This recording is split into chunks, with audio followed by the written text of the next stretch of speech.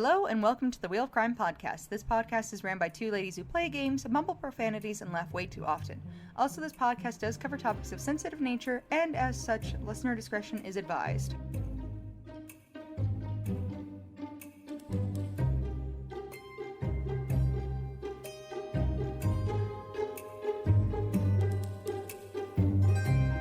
Just a little disclaimer for you guys. We're having some audio issues, so it's cleaned up as much as we can, but we're doing the best we can over here. But yes, with that little disclaimer out of the way, let's get right on in to the episode. Hello, and welcome back to an extra special episode of the Wheel of Crime podcast. My name is Jen. And my name is Emily. Happy Valentine's Day! Alright, I'm so excited for our story today. Let's get right on into it. So I'll do my description now for you, like I said I was going to. Take it away, bestie. Love encompasses a range of strong and powerful emotional and mental states. From the most sublime virtue or good habit, the deepest interpersonal affection, to the simplest pleasure. An example of this range of meanings is that the love of a mother differs from the love of a spouse, which differs from the love of food. Most commonly, love refers to a feeling of strong attraction and emotional attachment. What an amazing description. I really love your Princess Bride cosplay. Thank you. I felt like I was really embodying him in that moment. I saw the word love and I was like, oh no, he's coming. And then I became him. Amazing. I was like 1 second away from being like, marriage is what brings us together today. So here is our first story as our listener has written it in. And we have, Hey Wheel of Crime podcast girls. I hope this message finds you well. I've been a dedicated listener of your podcast for quite some time, finding solace and insights in the stories shared by others. Recently, my own life took an unexpected turn, and I felt compelled to share my story with your community. You can refer to me as Sarah. Well, hello, Sarah. I love the writing style. It's very polite. Some backstory. My boyfriend Mark and I have been dating for about 5 years. We met in uni and have since graduated, gotten adult jobs, and bought a condo together. We've really entangled our lives, and I obviously really trusted him. Uh-oh. Oh no, I feel like there's a but coming here. Yeah, I was like, the past tense is creeping in. Until a few weeks ago, I noticed a shift in my relationship with Mark. Uh-oh. He became distant, and an uneasy feeling settled into the pit of my stomach. See, women's intuition. We know when something is up. We sure do, and we're usually right about it. Oh, yep, here we go. My intuition. See? Intuition. Prompted me to investigate, leading me down a path I never imagined. Okay. I'm already feeling bad and sad. I do not know what's coming up. I'm so sorry, Sarah. As I delved into his recent activities, aka illicit text messages and literal letters. Literal letters? Was this man, like, sending... I was gonna say, getting a pigeon carrier to send nudies to people? Like, what does that mean? How very old-timey of him. They'll never figure this one out. Go, be gone. Is he faxing them? Like, what is happening? Oh, gosh. I uncovered a connection to a girl named Andrea, currently serving time in prison for a DUI. Oh, okay. Oh, maybe, yeah, literal letters. Sending letters to jail, maybe? That might make more sense. The shock hit me like a tidal wave when Mark eventually admitted to cheating on me with her. With a girl in jail? Jail? As he saves the carbon copy of all of his letters to her, where he's like, well, here's my thing. Like, I get people find love in all kinds of places, and there's somebody for everybody, by the way. But, like, what is even, like, I don't know. Like, clearly this guy's This guy's got some problems, for sure. He 1000% has many problems. I guarantee it. It was a revelation that left me grappling with a whirlwind of emotions. I can't even imagine. I am so sorry. Like, just even thinking about being in that position, like, it's literally like, she said earlier, like a pit in your stomach where you just feel sick. You're like, oh, like, that is so sad. Men are weird. Mark explained that he had felt drawn to Andrea's vulnerability and wanted to be a source of support during her incarceration. What does that even mean? Drawn to somebody's vulnerability? First of all, that sounds scary already, because that sounds like a guy who wants to control somebody. I can't even imagine. That would be terrible. Ew. Ew. Sorry, that whole thing is gross. Like, there's gonna be 2 of us in jail now. No, totally, but yeah, no, you're right. Gosh, so in my opinion, anyways, Mark is sounding like a little bit of a creep. And so then they say the situations sound like a script from a drama series. It totally does. Like, this is something that you think you would see in like a show like Grey's Anatomy. That is like on a whole other level. But unfortunately, it was my reality. And apparently he had grown up with Andrea. Okay, here we go. Some context. Had grown up with Andrea and dated her for a bit in high school. He reached out to her when he heard from his mom that she was serving time, and they've apparently been seeing each other for months. Oh my god, I can't even imagine the feeling of finding out like how long this has been going on for, and with somebody that he'd already like had a relationship with. Like, I'm mad now, but I'm gonna keep reading. I'm so sad and torn. Mark swears he'll stop seeing her once she gets back on her feet. I feel like an awful person for saying this, but I'm just not okay with that scenario. I want him to stop seeing her now. Please tell me I'm not the asshole. My sister thinks I'm the asshole, but I don't know. That's awful. See, I feel like the cheating would be easier to forgive if it was like a one-time thing with like somebody didn't really know, and you know, it was just like a one-off thing. But when it's someone that they have a history with and it's been going for a long time, it's like you've had a chance to like reflect, and you can keep doing this. So like obviously it's something. So at least from what we've heard, I would not say that you are being the asshole for any of this, actually, because what did you do? You did not send nudies through pigeon mail to somebody in jail. Like, the only crime that you were guilty of here is by being in a relationship with somebody who's an asshole.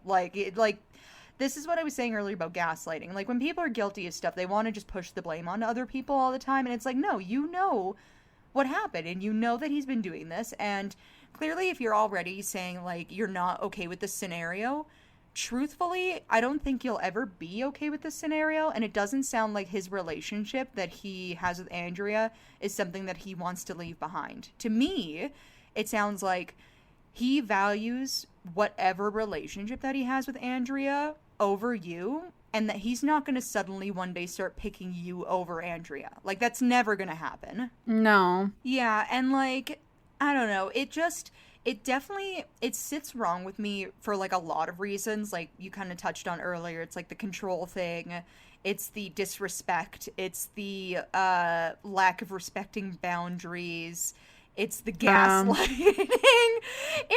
There's just a lot of things, and it's like at some point you got to look in the mirror and be like, do I really want to be in a relationship with somebody who is always going to put me last and will put other women before me? No. And I just have to be okay with that? No. Like, you should never be okay with that. That's awful. And I don't know why your sister thinks you're the asshole in this situation, but like, maybe, I don't even know. That doesn't make any sense to me.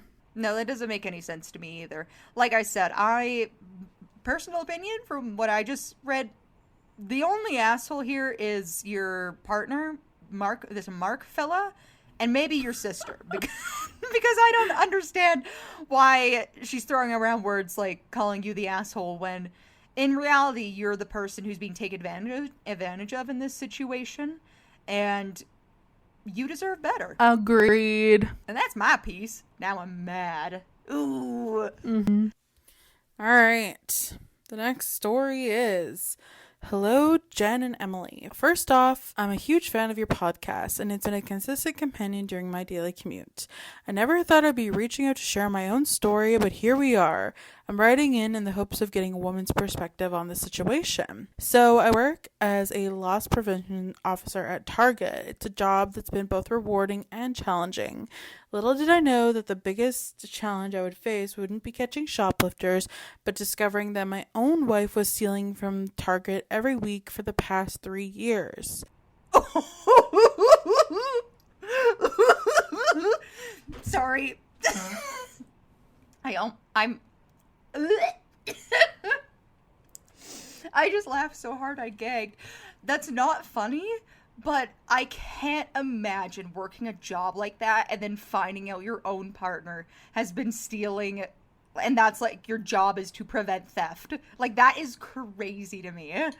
One day, as part of my routine surveillance, I noticed some suspicious activity on the security cameras.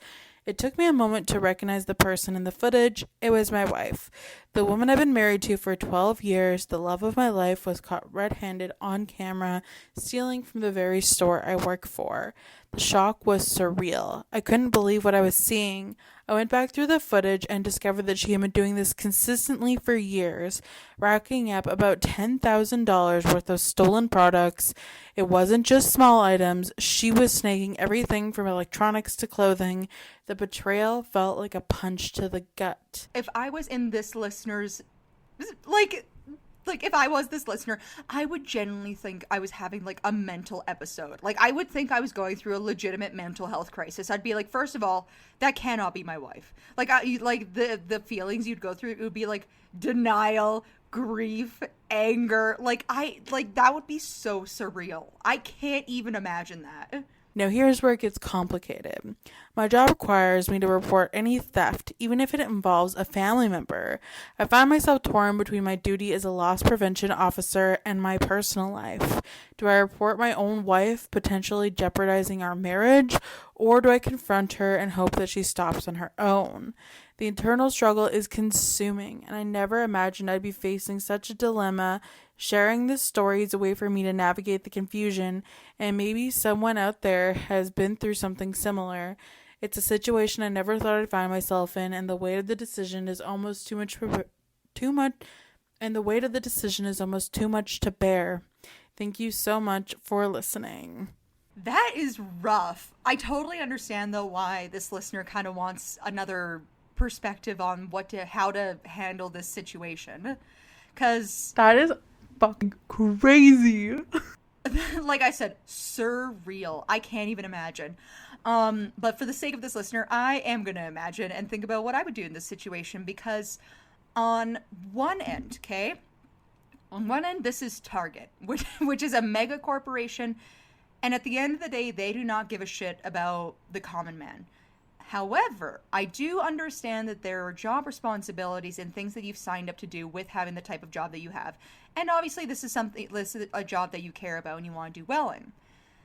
Thirdly, this has been your partner for the last 12 years. At this point, you have a foundation and an understanding with each other, and one would say probably a good relationship with each other to a degree. So... Not that we condone stealing at all. No. I just say, like, I don't know. Stealing is bad regardless, but I also understand that, like, for mass corporations, people tend to have a different perspective on, like, if things go missing, for example, or get damaged or broken. It's not quite the same as, like, stealing from, like, a mom and your pop. Like a local mom and pop. It is a little bit different, but, like, at the same time, people shouldn't be doing that anyways. I digress. I honestly think that the thing to do in this situation would be to think to yourself, what contributes more value into your life? If this job is something that you love and you have a respect for and a respect for your coworkers, then, and you're okay with the thought that this might be something that your relationship can't recover from, it literally becomes a choice between, do you want to keep your family or do you want to keep your job? Like, I don't think there's a good way to resolve both of those things. Unless, because I feel like either way she's gonna get discovered. Like if he's seeing these tips, someone else will. yes, and then that's the thing too. So there's the chance that if you don't report it, that somebody else will, and those consequences will come down anyways. So I think either way this is a bad situation. Like, I don't think there's a good way to spin this so that everybody benefits, you know what I mean? But yeah, I don't even think, like, if just like confronted her and was like, hey, you need to stop, this is not okay. Like, I feel like it's kind of to the point where if like you can identify her, there's a chance someone else will too. mm-hmm. I honestly, what I would do in this situation is I would talk to my wife. I would say to her, hey, I found this at work. I know it's you. Like if your coworkers also know what your wife looks like and recognizes her, then you could mention that too and just say, this isn't something that's like, whatever. My job is literally to, report people who do this, and maybe get into a conversation about why and how she would like to move forward. Because either way, people who steal things know they're doing something wrong. And if she's already thought about the consequences, then she's already going to have an idea of what she is expecting to happen. Does that kind of make sense? Yeah. Like, if she were to get caught. So I would talk with her, and her conversation with you is going to also say a lot about how she feels about it, but also how your next steps are going to be. Because if her reaction is to be like, yeah, I did that, whatever, but she's expecting you to bail her out, then you can kind of look and be like, okay, so she was doing this with the expectation that if she got caught that I would bail her out. And then maybe explain also the reasons that, like, this isn't gonna work, because if she's been caught on footage already by you, like Jen said, somebody else is gonna see that too. This isn't as simple as oh, I'll cover for you. Right? And it's also getting to the point where it would lead to a felony. So it's like, if he deletes the footage, that would make him culpable too. Well, that's the thing. And you should not... Here's the thing. Regardless of your relationship with your partner, if they are expecting you to shoot yourself in the foot and lay down for them so that they don't get in trouble, that's not a good relationship to be in. Like, your partner should want to be able to support you and uplift you, and ideally not do things where they're expecting you to take the fall for for them doing shitty things. So if that's the expectation, then you would at this point be like, okay, so this is the expectation my wife has for me. Is that the kind of relationship that I want to be in? If it is, then you know what your next steps are. If it isn't, then again, you know what your next steps are. Unfortunately, I don't think this is like because here's the thing too. If you decide to do whatever it is that your partner has idealized, what they're expecting out of this, which is either you take the fall or you somehow delete it. Like, I imagine they probably have a manager sign off on this stuff, so I don't even have access to the footage, so I don't even think that's possible. But like, say you take steps to try and protect your wife. That's not a forever thing. Like, somebody else is gonna like catch something, or she's gonna keep doing it. Like, this isn't like an easy fix. Yeah. Like, taking the fall for somebody who's acting like this isn't a solution. It's either they deal with the consequences, or, well, either way you have to deal with the consequences. In order to actually get a resolution. Yeah. This is like literally such a shitty situation for you, no matter what happens. I think either way, even if you didn't say anything to your partner, the damage is already done. Like, that is my thing. Unless you literally quit your job and get a different job, in which case they might still take the legal ramifications to you, because at this point, like, they know who your wife is. I feel like, yeah, you're put in this like terrible situation, and like, I don't know. I feel like the best case is your wife going to the manager and owning up to it and just dealing with consequences. Yeah, that's the thing. So the only solution here is that she needs to be okay with the consequences of what's going to happen. But that conversation definitely needs to be had. I think before you do anything as far as like reporting your partner, I think a conversation needs to happen first. Yeah. Oh, that sucks though. So sorry, dear listener. Like, oh, like it's one of those things where like, you know how sometimes you just hear things and it makes you like it feels a little sour? Yeah. Like I have a little bit of a sour feeling, but like it's hard because it's not a decision you should ever have to make or want to make. But at the end of the day, maybe this is one of those things that'll help you kind of either like have a better relationship or, you know, a step in the right direction. But at the end of the day, like I said, regardless of what happens, don't take the fall for your partner who isn't going to accept the consequences. Yeah. Because that's the thing. That's why they say things like, you know, do shitty things, win shitty prizes. Like this isn't like rocket science, you know? Yeah. But I hope this at least like shed a little bit of perspective on your situation, dear listener, because either way it's hard, and I really feel for you because I don't think there's a really good, like I said, I don't think there's a good answer here. I don't think there is a way to spin it where everybody wins.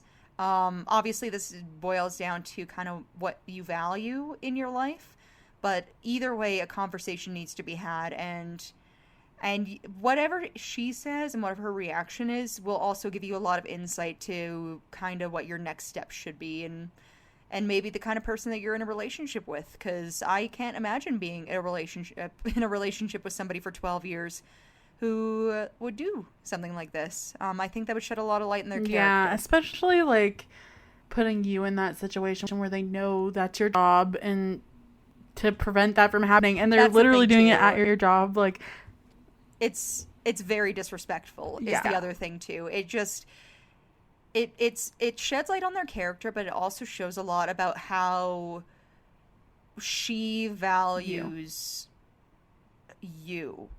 Because somebody who values their partner wouldn't put them in this situation. No. And also, depending on how that conversation goes, might not ask or do some of these other things. Like, literally, why wouldn't you just go steal from a different target? Yeah, like that to me already kind of makes it a little sus. And maybe she is. Like, I don't know if it's just, you know, localized to a single target, but I would definitely be asking some questions on a lot of this stuff and hopefully get some answers. So I wish you the best, and I hope this at least kind of helped a little bit, because like I said, there's not really a good answer. No, there's not. No. But I will read our next story. So our listener says, "Hello, ladies of the Wheel of Crime podcast. I've been binge listening to your podcast lately. Whoop. And it felt like the right place to spill this crazy story." Well, I'm in. I love a crazy story. It's not exactly a crime story. That's fine. And kind of crime adjacent. That's cool too. That's kind of like how a lot of my stories go on the podcast. So we are in the same boat. Exactly. Maybe you can share some wisdom, or just tell me I'm not losing my mind here. All right, I'm in. Let's go. So I'm getting married, right? Decided to have this whole destination wedding thing out of state. Drove up early to sort out the details, and my fiance was coming up the day before with my sister and his best man. Smooth sailing, or so I thought. Uh-oh. The hotel where we were getting married is about an 8-hour drive from our hometown. Okay. So having a destination wedding out of state, she drove up early to figure stuff out. Fiance's coming up the day before with her sister and his best man. The hotel that they're getting married at is an 8-hour drive from where they live. All right, cool. I got all the details. Let's move on. I was like, Yeah, well, I have to do it for myself too. I know I do this with my own stories, but it's almost like I have like a little list in my head of like important bullet points, and I'm like, okay, I need to remember these. These are important. So, all right, picture this. It's the day before the big day. I'm chilling in the hotel, feeling all wet and jittery.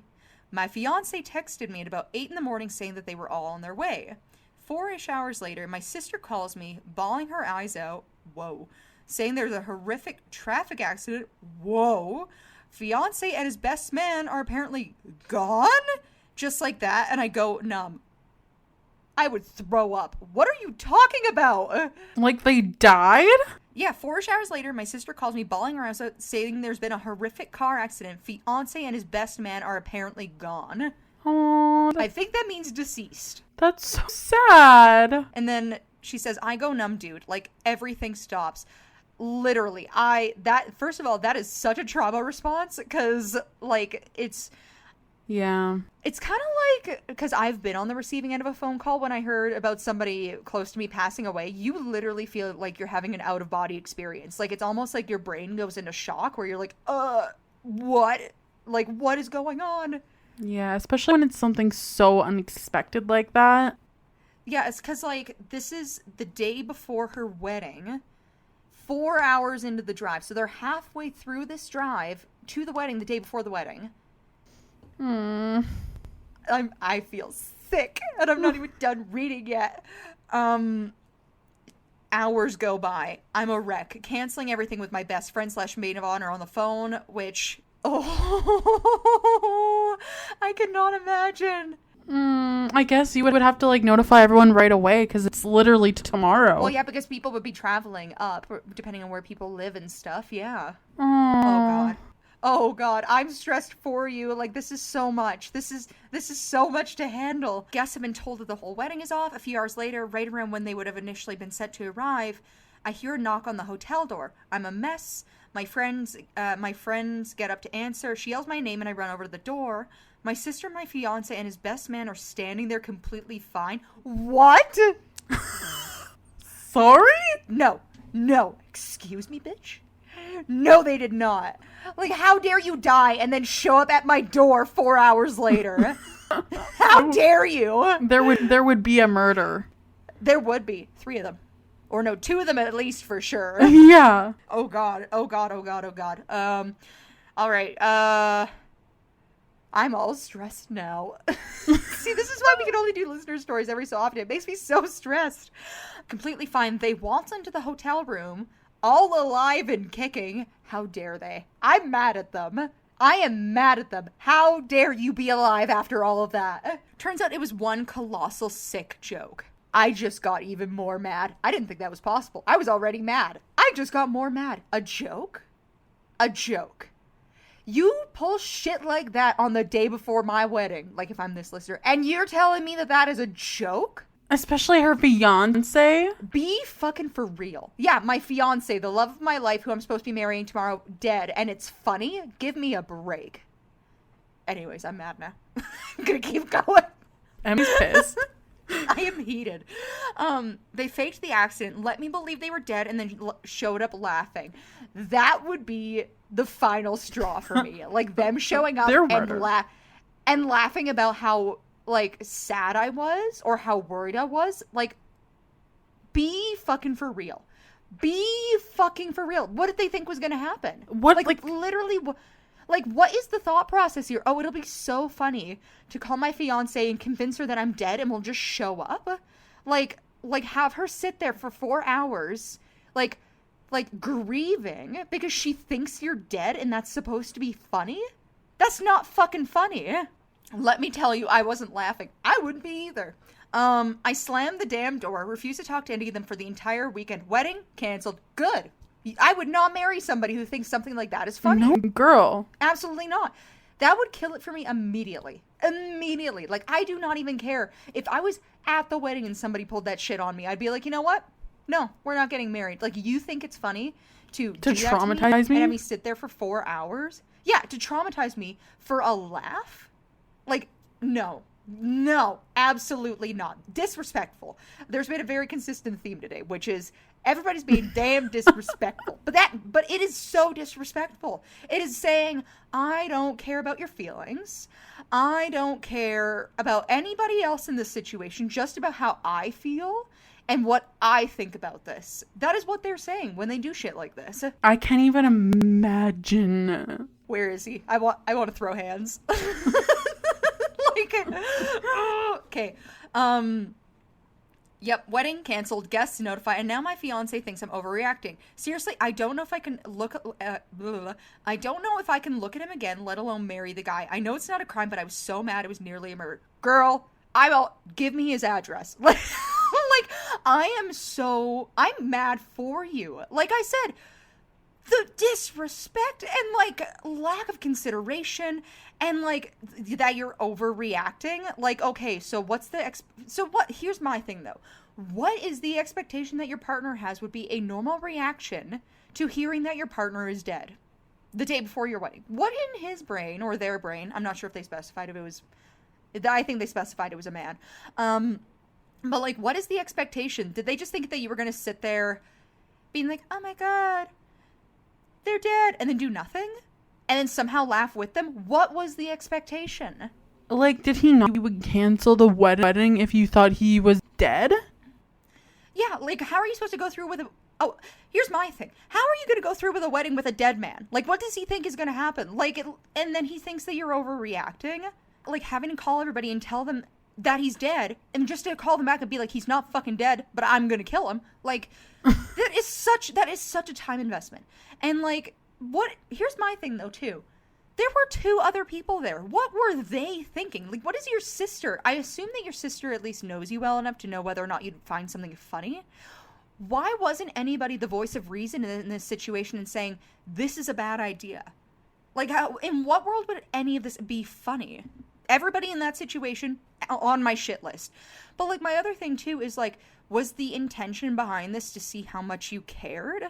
Like, I just don't understand what the motivation behind doing a cruel prank like this is. And then my next question would be, for our listener, is, does he have a history of doing this? Like, doing cruel pranks like this? Or, are you worried that something like this might happen again? Because if I was in this situation and say he doesn't have a history of doing these pranks, even after this, I would not trust him anymore. Mm-hmm. I would not... my thing would be the relationship would not be able to recover because I would no longer trust him. And the foundation that you need to have with your partner is having a trusting relationship.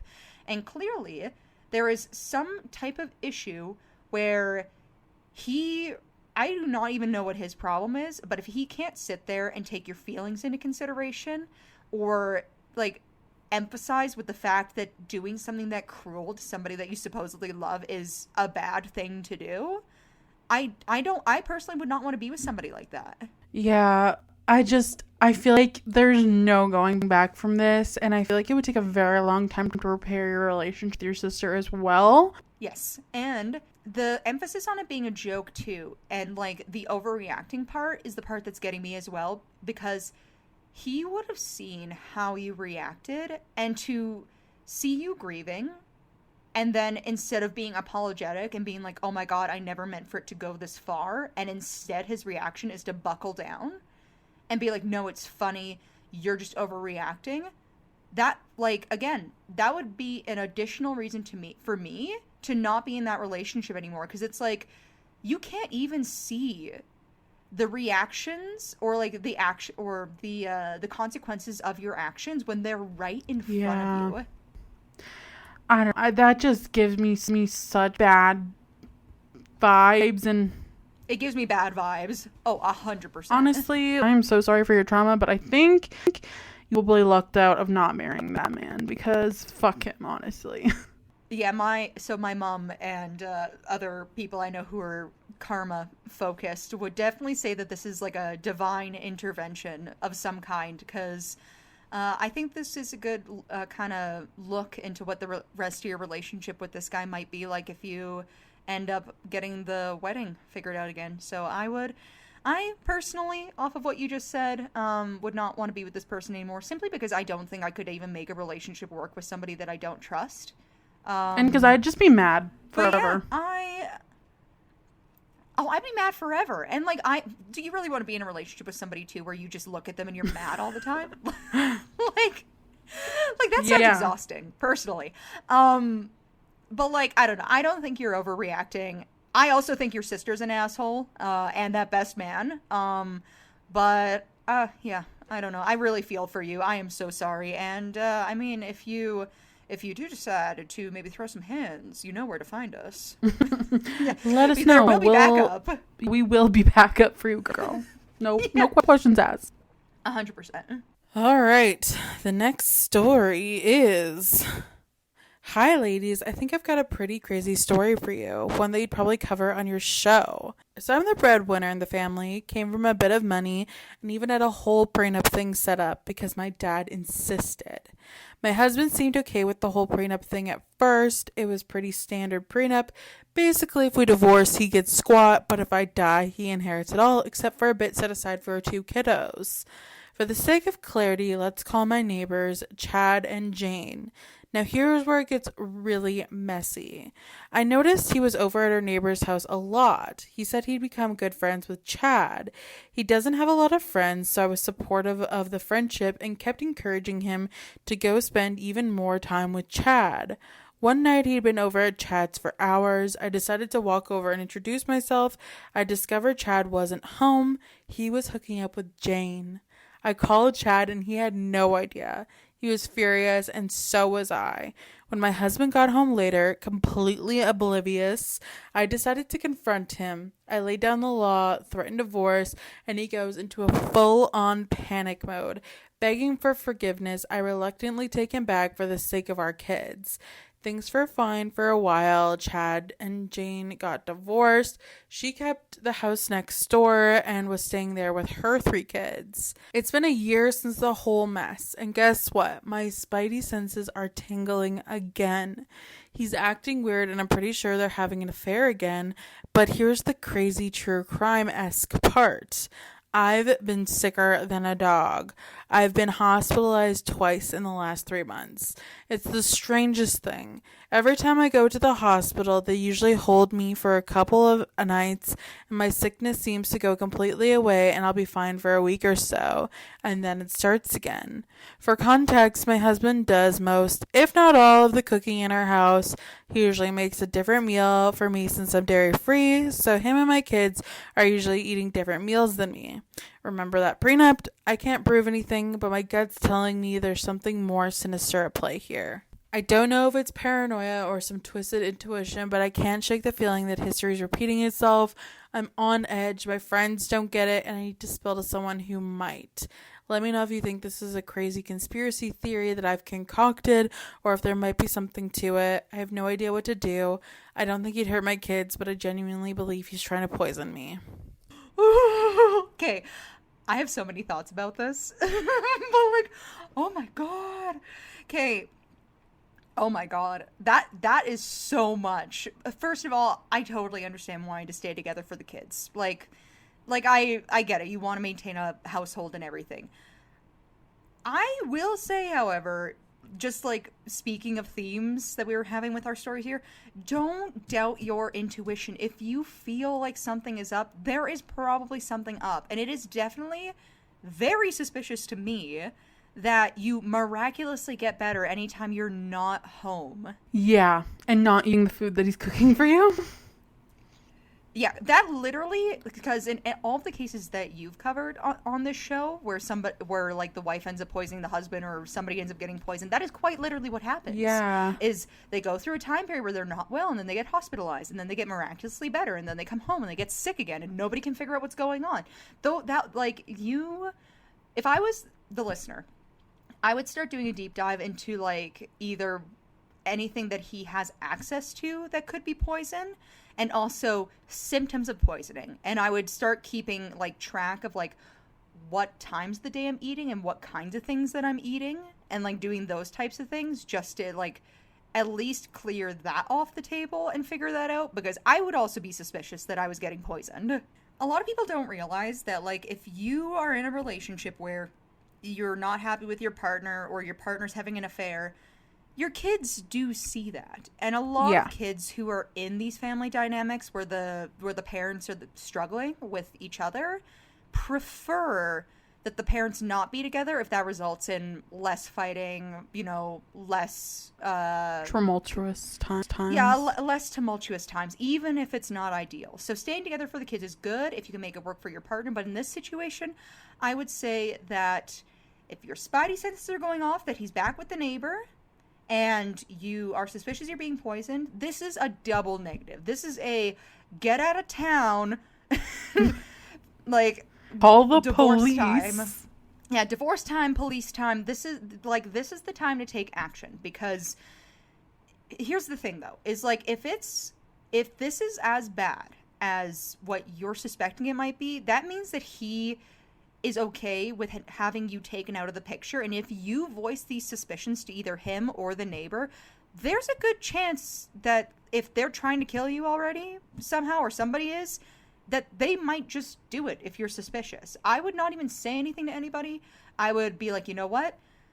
Clearly, this is not working anymore. I need to make a change for myself. And I would remove myself out of the situation, because clearly there's, like you said, your spidey senses are going off. There's something unfolding. If he already had the disrespect of being with the neighbor, that, like you said, a year ago when this all went down, and since they divorced, she stayed and is still neighbors with your husband, she very likely might just be, trying to manipulate a situation where you're like, they're just one giant family with you not there. And I would rather choose to not be there than to have somebody force that onto me, especially with like with the disrespect I've already been dealing with, the health problems, everything else. Because even if, say, you're not being poisoned, if you are literally having health problems when you're home, that's like, your body will tell you things when there's something not right. And if you're being sick at home and you're not being poisoned, which I have my own opinions on that, but and you're not being poisoned, that may just be your body being like, this is not a good situation for you. Like, you need to be somewhere else. My first thing too would be, I would first start making moves to move to a different house, but I would also start trying to figure out if I'm being poisoned and how I'm being poisoned. Because once you have that on record, you can use that to help with a divorce and potentially help with who, gets the kids in this situation. Because like Jen said, you might not think that he would ever want to hurt the kids, but if he is poisoning you, then it's only a matter of time before he tries that kind of shit with somebody else. Yeah, I 100% agree. And I think it's time to get out of there for your personal well-being, your mental health, your kids' well-being. Like, I think it's time.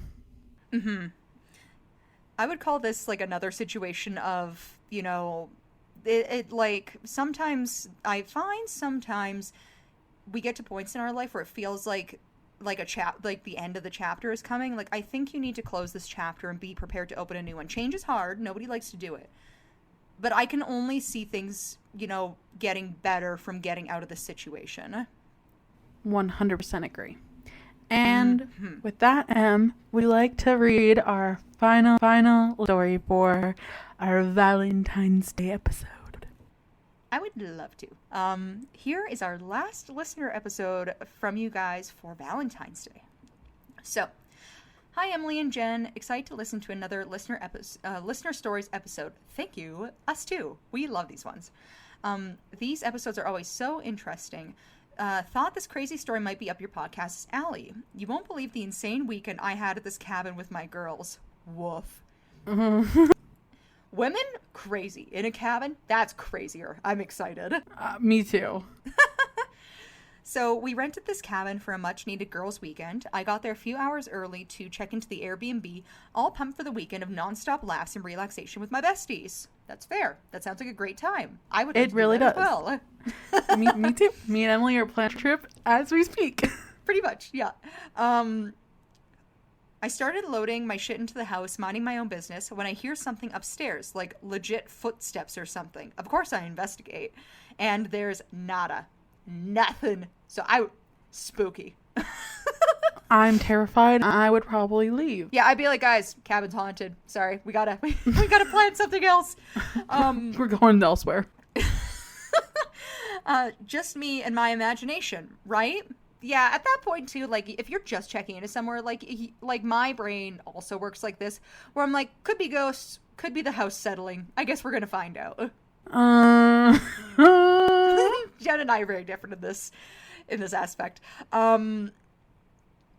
So Fast forward, the weekend's a blast. We're laughing, drinking, having the time of our lives. Wish I was there.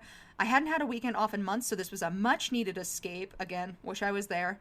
Cut to cut to last night. Heavy on the drinking, light on the sanity. Relatable. Very. I'm in bed. Yeah, very relatable. I'm in bed doing the spinny drunk thing, which I found a trick for this, by the way. Back when I was in college, if you're ever like at a point where you drink too much and you're having the spinny drunk thing and you're trying to go to bed, if you are laying in bed and you put your one foot down on the floor, it stops the spins from happening. Oh, interesting. That is good to know. That's how I used to sleep in college, because I'd be trying to go to sleep and I'm like, nah, I had too many shots of vodka, because I do that for some reason, and I would have the spins and I put my foot down on the floor and like the spins go away. Life hack. Hot tip for the potty people. Anyways. And suddenly drip. A drop hits my face. Okay. And I'm like, what the hell? Fair. I'd be like, there's a hole in the roof and it's raining. Either way, we got to figure out a solution. And I'm like, what the hell? And I look up at the ceiling. What the hell? Sorry, that was me. I just read further ahead. A drop hits my face and I'm like, what the hell? I look up at the ceiling, spinning like a maniac, and there she is. A woman in a torn up dress, water dripping off of her. And the room reeks of powdery roses, making me feel queasy. You're sending Emily to another dimension with this story. I literally am gagging. Genuinely, that is so fucking scary. I can't imagine, first of all, being drunk that you're doing the spins, and you see a woman on the roof. I would die. Like, I would pass away. Like, my spirit would leave my body. Like, it would not be coming back. Oh my god. Okay, after a minute or so, our eyes finally meet, and she starts yelling, "You stole my husband?" Sorry, that's me saying it that way. How our listener wrote it is as, "You stole my husband." But what is happening? On repeat. I'm screaming. I'm screaming my head off. Friends stumbled in, flipped the lights on, and poof, she's gone. I try explaining, but went down. But they just think I'm hammered and I'm seeing things. But here's the thing. At least in my experience, like drunk Emily's experience, hallucinating is not a thing that has ever happened to me with drinking. You just kind of like can't see straight and then maybe throw up. Yeah, like I've never had. And eat a poutine or like 5 cheeseburgers in a row. Like you do not see things that are not there. Like that is not a thing that happens when you're drunk. An alcohol symptom, like unless they were doing other substances. But yeah, they were dabbling in the devil's lettuce, maybe, but like I don't know. But that is not a drunk thing. The worst part though, the next morning when I got out of bed, sorry, I just did it again where I read forward. I stepped in a puddle of water next to my bed. I'm telling you, that cabin was haunted. I'm telling you, that cabin is haunted. What do you mean was haunted? It probably still is. I swear it happened, but nobody believes me. It's been ages, and they still think it was just the booze messing with my head or a story I made to scare them up. I don't think so, because like I just said, being drunk does not make you hallucinate. I think if you saw that there is a very good chance that place was actually haunted. Just because... Well, here's the thing. So I know that Jen's not really into the ghosty business, but like, as far as like from stuff that I've read, when you're drunk, for example, or when you're falling asleep versus getting up, your brain's kind of like in a weird liminal space where you're not really thinking the way that you normally would think. And a lot of the times people do see things, like if something's there and they are in that headspace. I think we've talked about this before with like astral projection type stuff.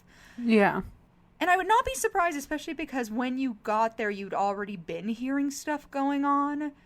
So, and, like, there literally being water beside your bed. Like... Yeah, the part that would send me into another dimension, I think. 100%. Like, I'm with you. I believe that that's what you saw, and I think... and I think that cabin is haunted. Or was haunted, however you want to phrase that. Oh, gosh. But yeah, regardless, I don't know. There's too many things that add up in a way that got me thinking that you probably saw something, because if there's also physical things, but also the thing too, with like the stories that I've covered on this podcast, if you're literally seeing physical evidence of something that was there that shouldn't be there, aka the puddle of water on the floor with the weird drowny lady yelling about her husband on the roof, that's usually a symptom of a poltergeist, is the other thing. Because that's a more physical manifestation of like a spirit. So, and poltergeists can follow people.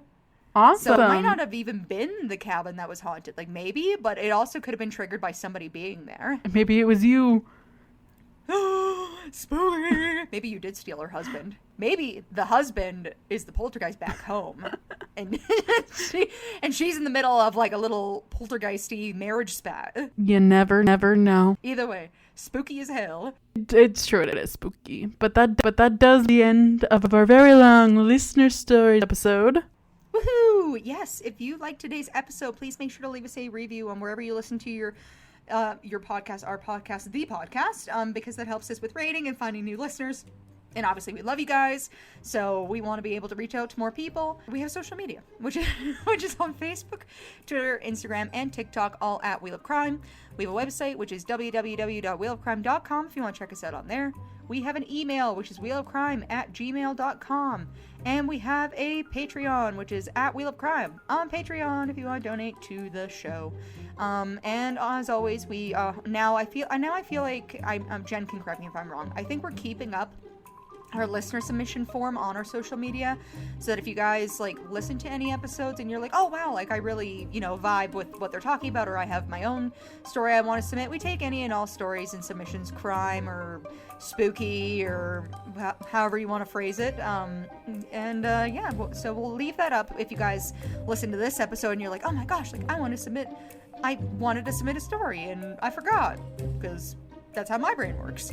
Then you can go in and still submit your story, and we will be doing another listeners episode at some point in the year. Not totally sure when yet, but feel free to put them in there, because we will be doing another episode, and maybe you'll get the chance to hear yours on the air. Yes, that's it, that's all, and we'll see you next week for another new episode. Okay, bye. Bye.